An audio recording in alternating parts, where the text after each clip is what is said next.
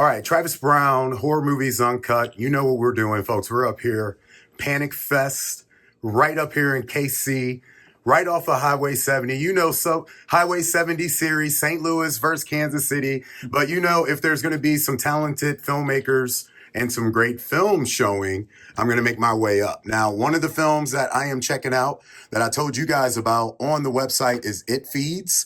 And it's coming from Mr. Chad Archibald. You're here right in front of me right now. How you doing this morning, sir, on this Friday up in Kansas City? Yeah, I'm doing great. Fantastic. Nice weather down here. Uh-huh. Got some barbecue in me. I'm good. Oh, okay. Already got the barbecue in you? That's how we work. So first and foremost, I guess the first thing that I would say, if someone was to come up to you on the street and pitch this film, you had to pitch them just a 2-line, maybe 3-line pitch of what this story entails and what they could possibly expect, what would that be?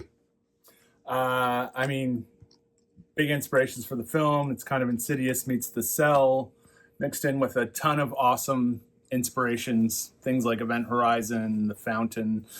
But, you know, it's a movie about a woman who can kind of go into your mind and deal with your trauma. Mm-hmm. And we incorporate a demon into this. Mm-hmm. And you all of a sudden have a lot of fantastical, beautiful shots, mm-hmm. horrific moments, mm-hmm. and a wild ride that just keeps moving. You know, it seems like there's a lot of dread and darkness as some of the common themes that are going through It Feeds. And it seems like there's a lot of films that are showcasing some of these same dynamics. Do you think that speaks a lot to the volume of the climate of the world that we're in right now? And what are some of the kind of stories incorporated into today's society that we could see in the storyline for It Feeds?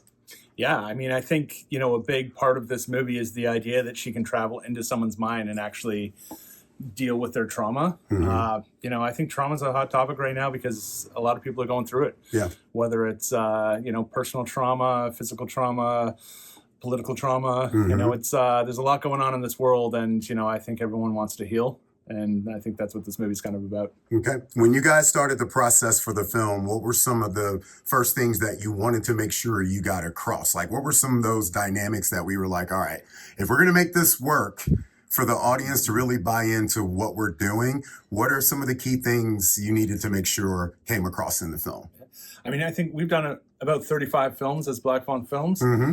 And I don't know if we ever really made a movie that scared the shit out of people. So that was a major goal with this one. Yeah, Drownsman didn't really scare a lot of people, but it made them think twice about the tub for a little bit, things like that. But gross movies, made, like, you know, gory stuff, right, creepy stuff, but dark, like, atmospheric stuff. Yeah. So this is your movie that you think is gonna. It's the goal and the intention is to scare. Yeah, and I mean, I think tonight we'll find out. You know, talk a little bit about the kind of progress and development, and I think the best word to say is growth between you, yourself, your company. Back then, when we first talked about a film like The Drownsman until now with a film like It Feeds, what are some of the things that you've been able to see within your own self that you've been able to grow as a filmmaker, writer, family man, anything? Like, what's some of the things that have grown with you recently? Yeah, I mean, I think, you know, the progression of our films and what we've been putting out, myself and my business partner, Cody, you know, so much of it is about, you know, what we're going through in our lives as we're doing it. A lot of the projects that we do are things that we develop from the ground up. Mm-hmm. So they're personal to us. And I mean, I think it's the same with this one. You know, this one, you know, might come across as just a horror film, and it's not that I'm trying to push any of these ideas, but it was a therapeutic film for me to write. Okay. And a big part of, you know, writing it was actually dealing with my own. You know, I've lost both my parents since mm-hmm. the last film that I wrote and directed. So trying to kind of make something that, you know, just helps me deal with it too. Okay. You know? And I think that's, in a weird way, just kind of cracked the code to actually make the script. Like, once I actually hit it, I think I wrote the script in 7 days. Gotcha. And I was like, changed my life, you know? I went from kind of a weird, dark place to, like, being really excited about something and feeling like I kind of worked out some ideas through. I mean, I've been making movies all my life, and it's really always been something that's just like, that's kind of the only way I know how to deal with stuff. Yeah, so. You would think that therapy's always kind of been in there, but it sounds like a film like this that's so dark and so brooding somehow dragged you, like it created a rope for you to climb up out of this very, very dark place. Absolutely. And I mean, we tried to, the other thing that I love about this movie is that, and I mean, just the experience of making it is that I really have wanted to do a lot of things on film over the years. And because the way this movie's set up, I was able to kind of go and start knocking these things off. I've always wanted to bury someone on set. You know? Like I've always wanted to do like an Event Horizon stuff. Yeah. You know, I've always wanted to do kind of like Nightmare on Elm Street. Yeah. Or like, you know, crazy wardrobe stuff. Like some Sing films. I mean, these are the films of our childhood, so it makes sense that we kind of honor them in our own ways with our own bits of dread and terrifying madness. So let's talk about this cast, because you have an extraordinary cast. Ashley, Shawn, these great kids in the cast as well. I think Emily O'Brien, I believe, is one of the young ladies' name. Ellie O'Brien, and they're all so fantastic in the film. Tell me a little bit what it was like to see their all dynamics working together through all these very, very deep themes, and how was it like working with these this group?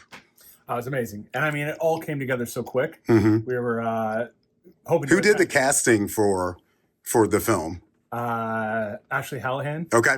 Who's big shout out our films. Yep. And the team at PMI. Mm-hmm. But we, I mean, we were going against the actor strike that was coming up, so it's like we had to cast this thing quick. And we had to keep this thing quick. Yeah. So Ashley, you know, we had some people that had worked with her before, and I think she's the best part of Twilight, the Twilight films. But she's just awesome, and she just fit the role so well, and I was so pumped that she came on board, and it was very quick from the time she came on board to the time she was on set. Same with Ellie O'Brien. I think she sent in her casting tape, and the next week she was on set with us. Oh, that's great. Shawn, you know, I love Shawn Ashmore, and man, he's done such cool films. Yeah, man. I really wanted someone for Randall that wasn't like a big, bulky, scary guy. Like me, or you. like somebody under 200 pounds. So I wanted someone who was scary because how desperate he is to save his daughter. Right. I want, you know, you be able to look at him and see, you know, that he was just a normal father before that could never imagine being in the spot that he's in right now. Yeah. And, you know, it's being able to kind of look at him and imagine all the things that has happened to bring him here. Right. Well, with Randall's character, though, like touching base on what you talked about earlier with like how this film touches you personally, I think his character might possibly embody a lot of the spirit of what people go through when they're dealing with it, because not only is he dealing with grief, just like Ashley's character, but there's also other elements that he's dealing with too. So it just seems like to me that he and both, the two main focal adults in the film seem to kind of carry a lot of the weight. Would you say that that's true? Absolutely. With the film? They're two parents who are both just trying to protect their kids. It's a really parent-driven movie, I feel like. Yeah, absolutely. And I mean, it's like, they're just trying to save their kids. And I mean, I think that was the theme in the last film that I did as well, I'll Take Your Dead, which, you know, I think it's just, and I'm a parent now as well. Yeah. Recently. So congrats. I mean, I feel like means more to me now. Oh yeah, for sure. You're gonna be crying at all types of stuff you never cried in on movies. And I mean, I didn't want to make a movie about me being like, hey, you know, the struggles that I went through trying to save my parents. Right. But you know, that's very much embedded in the movie. But I wanted to kind of flip that and be like, same kind of idea of just, you know, trying to save the people that you love. Right. And what that will push you to actually do. Yeah. What are some of the things that like you feel is kind of missing just in storytelling period? I really don't, because I feel like you're like me. We're cinephiles. We watch all types of movies. We enjoy all types of things. What are some of the things that you think are possibly kind of missing in film these days? And that's across all genres in storytelling that could be a little bit better. Yeah, I mean, it's tricky because I think the movies now more than ever, it's like you have to take big swings. Yeah. I think, you know, endlessly, especially in horror, there's, you know, a million films made every year that are just, you know, the same cookie cutter movie, hoping that, you know, 5 kids and they get killed one by one and all that stuff. But it's like, you know, I think people have seen it so much that these days, you know, they're looking for something that is different, that stands out, that still has something to say. That, you know, I love movies like Barbarian. Yeah, something still pushing boundaries. Yeah, and trying to kind of like shake up the format too, right. You know, like not trying to do that, you know, standard structure that everyone, you know, has been doing forever. Yeah. Trying to kind of take that break the rules and try to, I think that's what we're excited about when we read scripts. Yeah. Is we read so many of them that, when one stands out, it stands out. Right. It's not like, I kind of like this. It's Yeah. Yeah. That's awesome. Yeah. Okay. So what's something you hope people take away after seeing the film?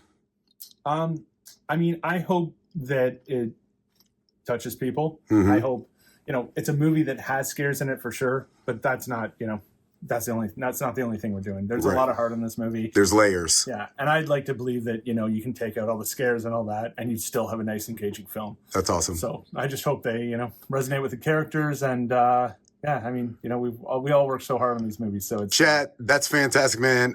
Thank you so much for your time, dude. It's so great to finally meet you in person and talk to you in person.